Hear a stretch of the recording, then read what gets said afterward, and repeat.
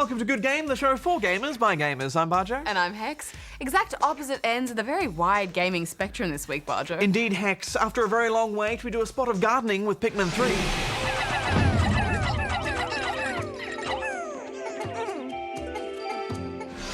Then we step into the shoes of the bad guys. We try and execute the perfect heist in Payday 2. Go, go, go, go, go, go, go, go, go, go. Oh my god! And Goose sends us a postcard from the world of Dark Souls. But before all that, can you guess the game for this week?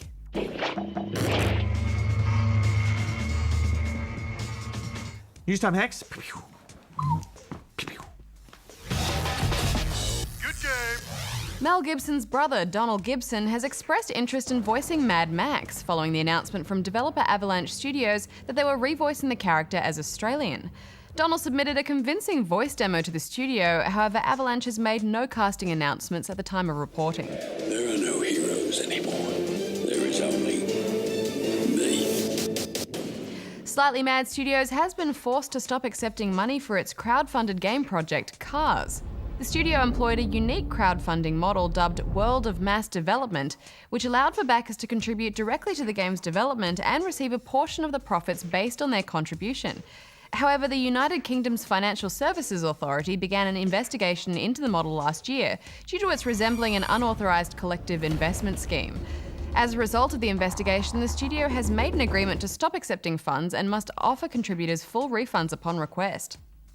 id Software co-founder John Carmack announced that he is winding down his private space company, Armadillo Aerospace. The company was founded in 2000 with the aim of enabling space tourism. However, after spending approximately $1 million a year on the company, it has become unsustainable. The venture is entering into hibernation with most staff laid off, and unless more funding can be secured, it will be wound down even further. Carmack noted that he is now more excited about virtual reality and software than rocketry. Good game.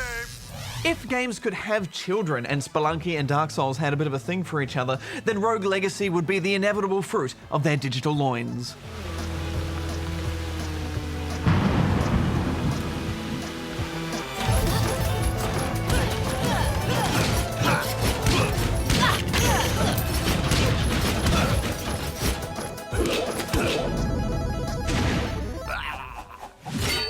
Yes, this is a deceptively simple-looking 2D roguelike where you charge headlong into a randomly generated castle. It's full of ferocious monsters, tricky traps, and deadly bosses who are only too happy to cut your life short. After the king gets unceremoniously assassinated by your tutorial self, you take up the role of his children to avenge his death.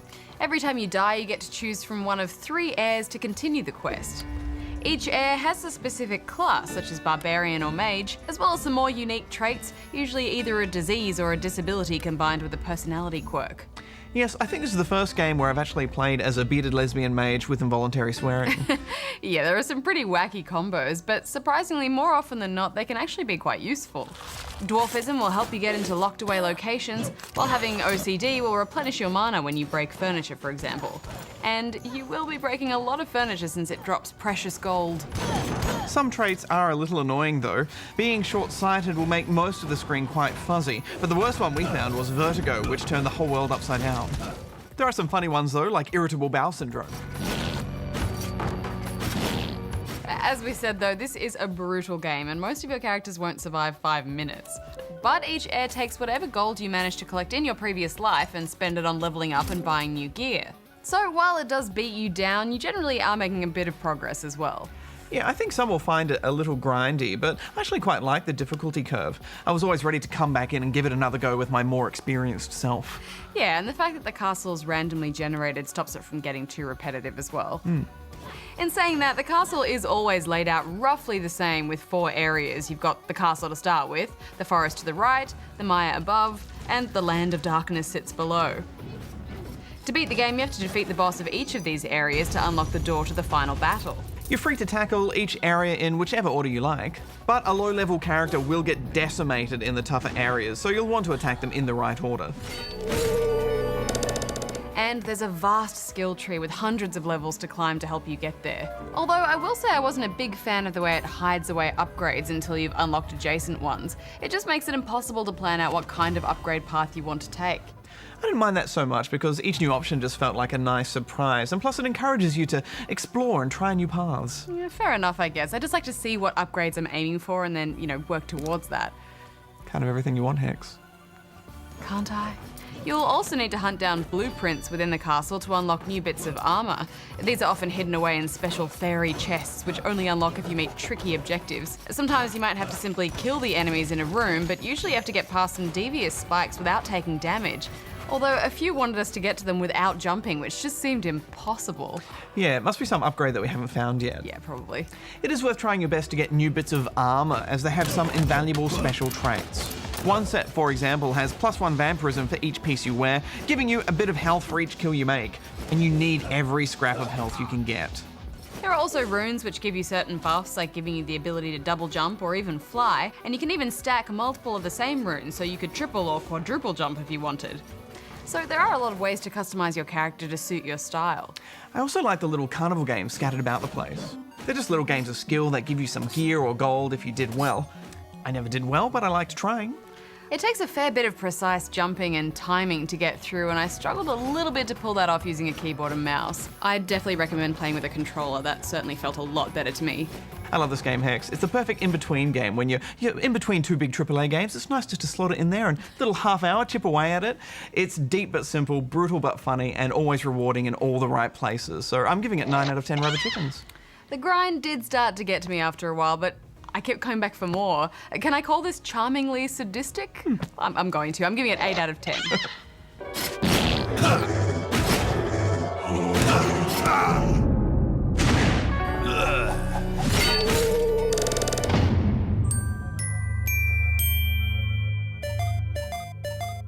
Head Over Heels on the Amstrad 6128 was my favourite game. It's still right up there. I still think about my top 10 games, and I've written an assembly, and it was kind of you play as either Heads, who can kind of jump around, and he's not very fast at moving, or you play as Heels, who's very quick but he can't jump very high. And you can lock these guys together as well, and they become very fast, and it's just brilliant game design. So you play these two characters that don't ever meet most of the time, and then they occasionally cross over and you can link them together. It's so good. It's really, really good. I get really excited about the game.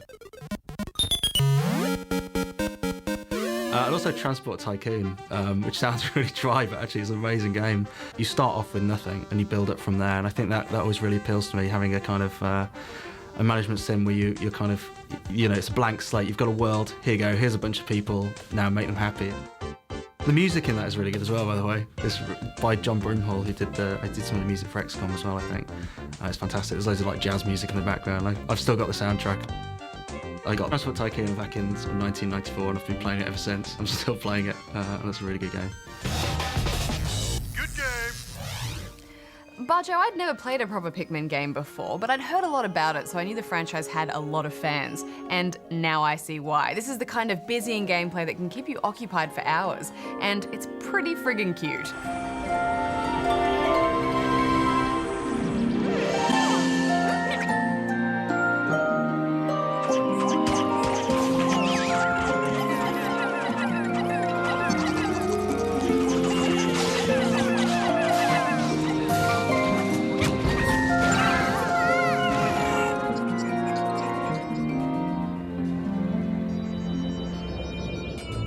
Three space travelers, Captain Charlie, Alf, and Brittany, have set out into the universe in search of a planet with food as their homeworld has run out.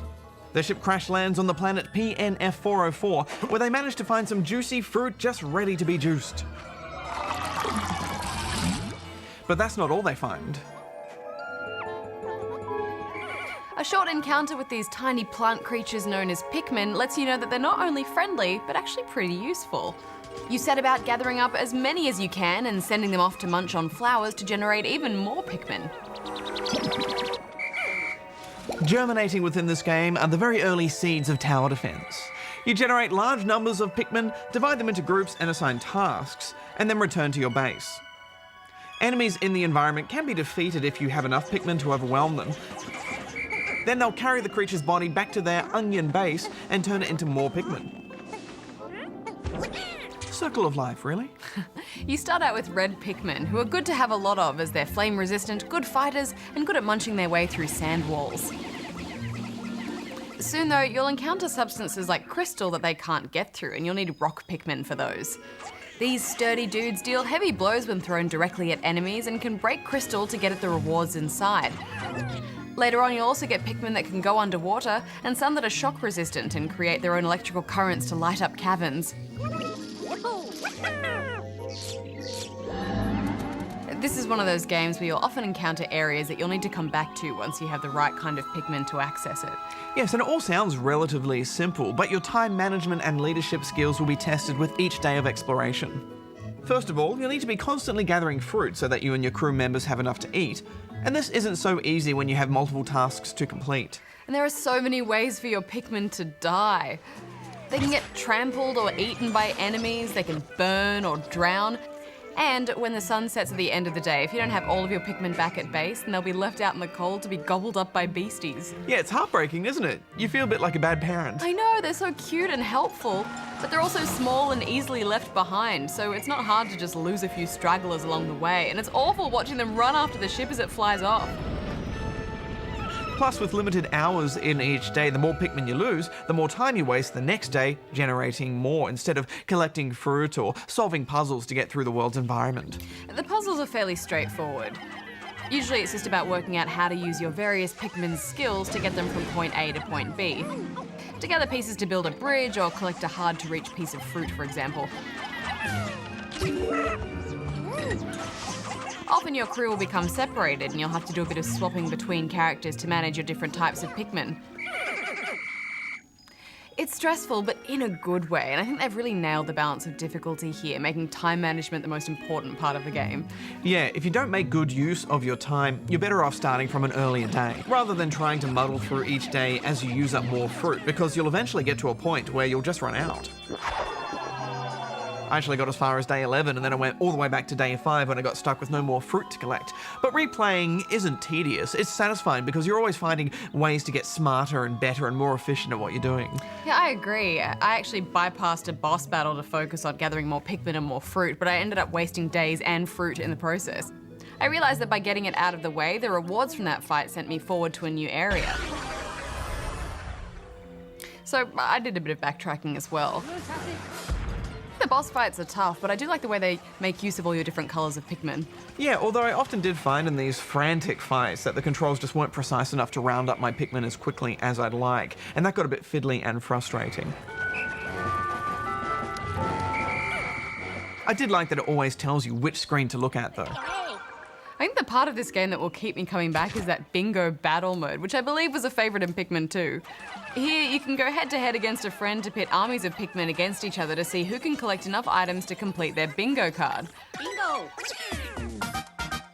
Or you can just try and wipe out the other team's Pikmin. There's also a challenge mode where you can try and collect enough items or battle enemies within a particular time frame. And this is actually great practice for the main campaign. It's a good way to develop your Pikmin management skills.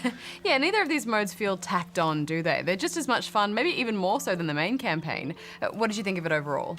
Well, you know, we often criticise Nintendo for re-releasing the same game each year, and I think that's a fair criticism, but there was enough of a gap with this one. It still felt fresh and new, and I think this is fantastic. I'm giving it 8.5 out of 10 rubber chickens. Yeah, plus it looks great, doesn't it? You know, I wasn't sure about the gameplay at first. I was running around a bit bewildered, collecting pears and limes and wondering what the point of it all was, but something happened when I went back and restarted from an earlier day, and it's like I just got it, and from then on I couldn't put it down. I love this. I'm giving it 9 out of 10. And now for something completely different, Goose sends a postcard from the punishing world of Dark Souls.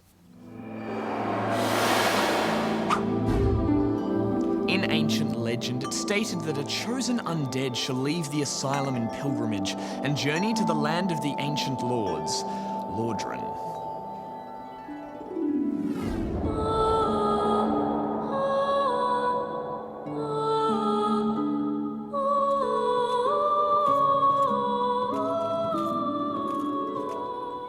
A now forsaken land inhabited by the cursed, the world of Dark Souls is shrouded in a thick veil of mystery, which, when traversed, reveals a dark and twisted beauty reserved only for the bravest and most resilient of the adventuring undead. When it comes to uncovering the history of this once sprawling civilization, Lordran is built upon the foundation of less is more.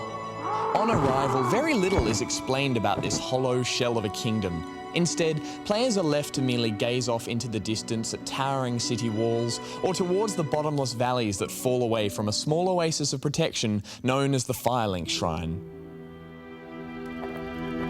This shrine is a gateway to many treacherous lands, each with its own unique wonders and terrors, and journeying away from its safety reveals an enormous realm connected with multiple intertwining pathways.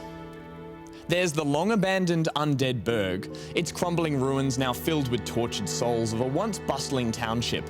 It sits atop the Darkroot Basin, a cursed garden that's all at once peaceful and terrifying. Over the garden lies Sen's Fortress, a colossal structure filled with Temple of Doom-inspired traps to guard the glorious, untouched city of Anna Londo.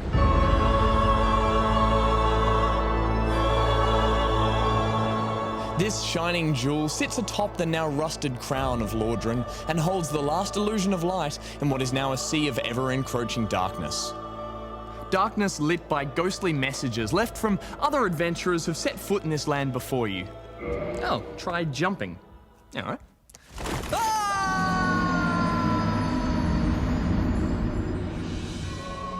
There's also the haunting loneliness of Ash Lake, the overwhelming madness of the Duke's archives, the boiling chaos of Lost Izylith, and of course, the plague-ridden pest that is Blighttown. Each of these locations will test you when you first arrive. They'll teach you when you choose to revisit, and finally welcome you when you return to master their intricacies and conquer their inhabitants. There's an arresting madness to the world of Lordran, seen not only in the landscape but also in the minds of the other undead you meet along the way. The enemies seem tortured and miserable, appearing only to attack you out of a long-lost duty to protect this desolate land. Occasionally, you'll come across a peaceful undead hanging onto a thread of humanity who will share fragments of their tale about how they came to be in this land. Some have lost all hope and given up. At least we both made it back unscathed. While others eventually reveal themselves to be far more sinister. And these are the very same traits that make Lordran such a captivating world. It urges you on to explore a land that's besieged with despair and melancholy, only to torture you over and over again. It's a gauntlet world designed to break you, only to put you back together a little stronger each time. And we wouldn't have it any other way. The ancient land of Lordran. Prepare to die. Good game. Thanks, Goose. Souls. Hex, it's all I can think about now. I just want to go play Souls. Payday 2, Bajo. Oh, yes. Sometimes it's fun being the bad guy, and in Payday 2, you are very bad indeed. It's currently in beta, and we checked it out on the PC. I totally don't look sus at all, standing here in the middle of the street. I don't look sus in my full bulletproof vest. And you have full body armor? Here we go. Down. Everybody stay down. Happy hero. Oh, camera. All right, guess we're hot. Pick all the locks and grab all the gear. There we go, which way? This way! Come on, Hex, grab a bag, let's go! Get ready, go. Oh dear. Where are we dropping the bags? Where's the fan? Oh, go! I come here! All right. Go! The first Payday was a solid cooperative shooter.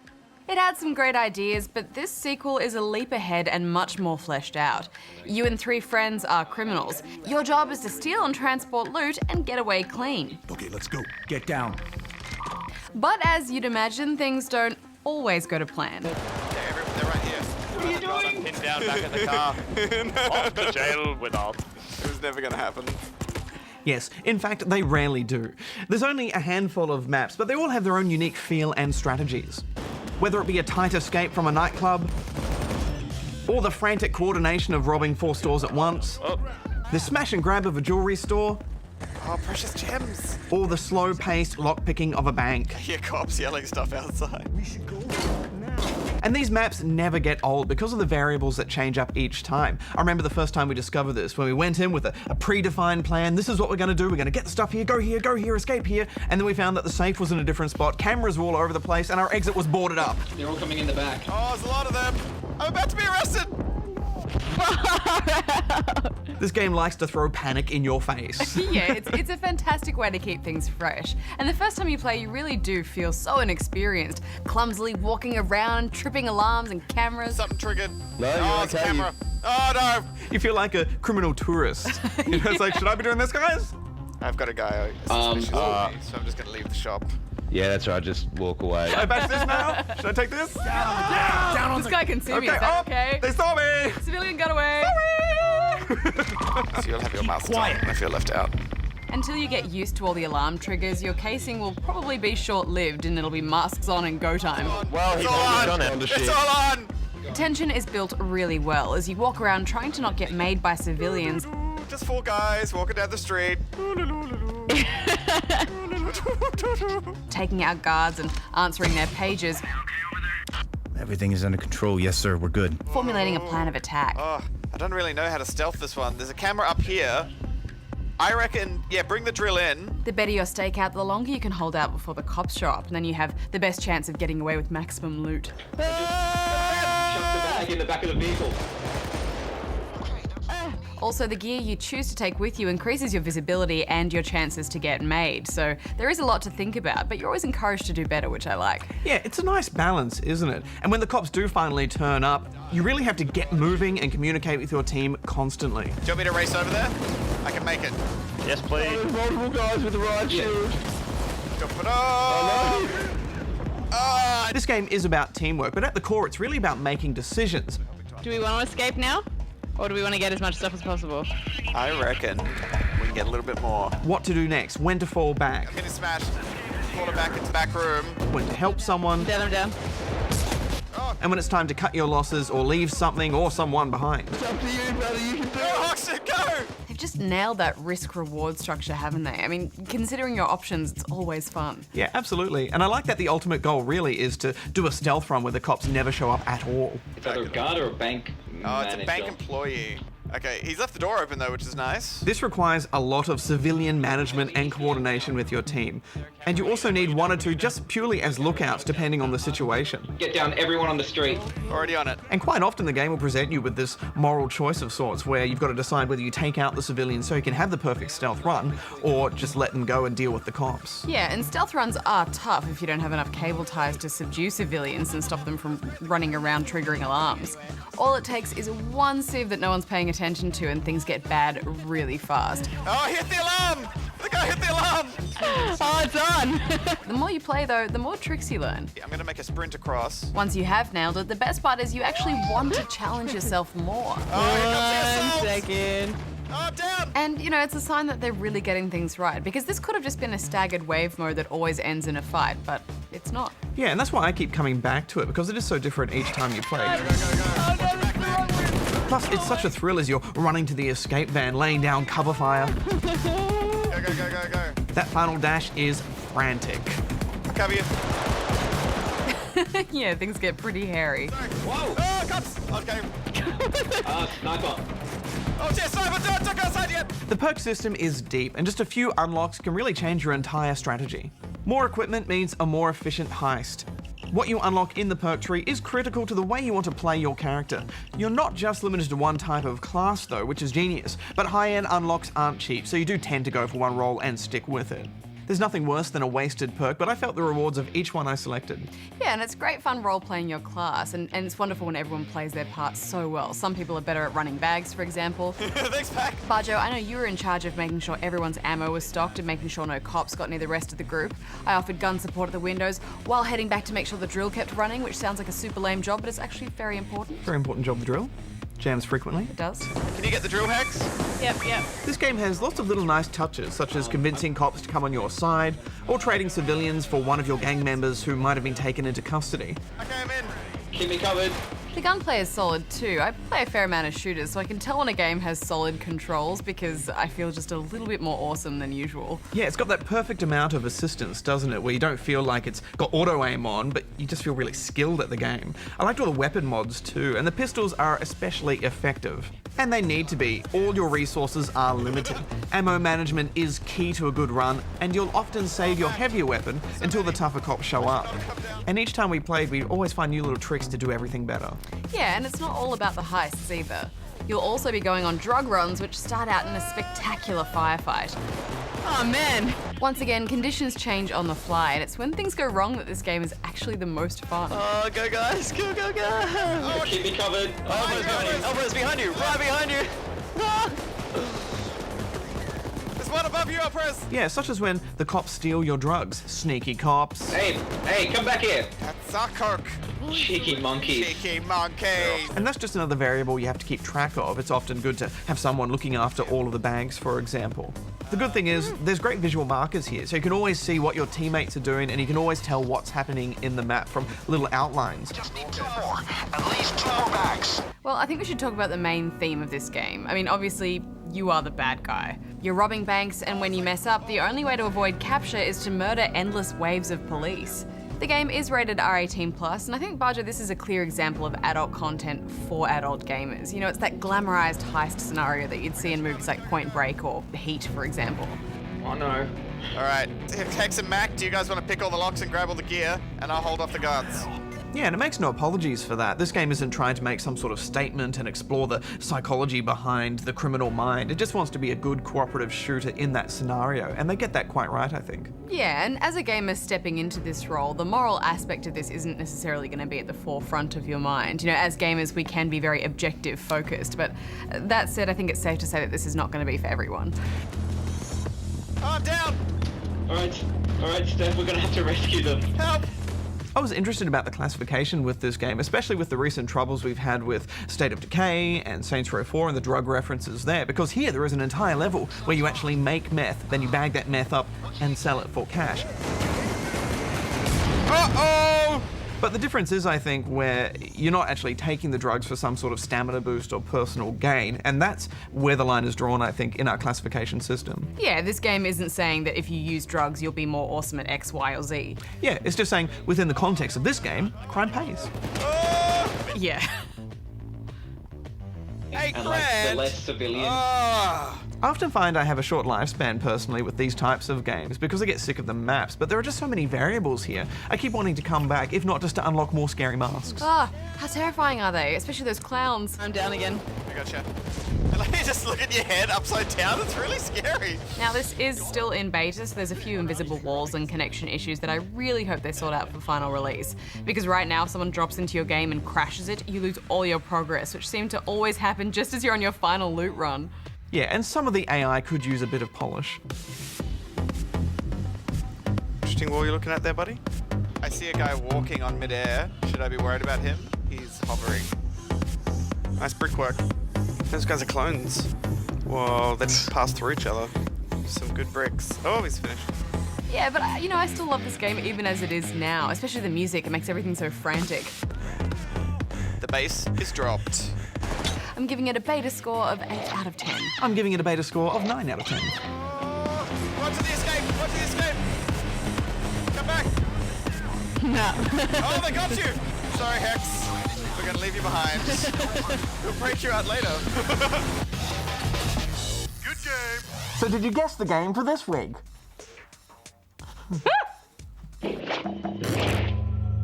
It was Ballistics from all the way back in 2001. Set in the year 2090, it was your job to race hoverbikes known as speedsters through a series of tunnels at breakneck speeds. The game was available on PC as well as in the arcades.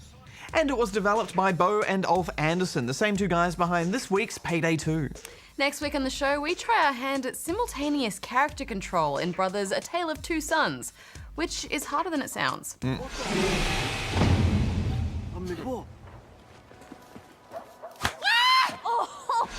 Don't forget, you can keep up to date with all of our reviews and stories via the Good Game app, which is available for both iOS and Android. So until next week, may all your dreams be free of clowns. Bajo out. Hex out.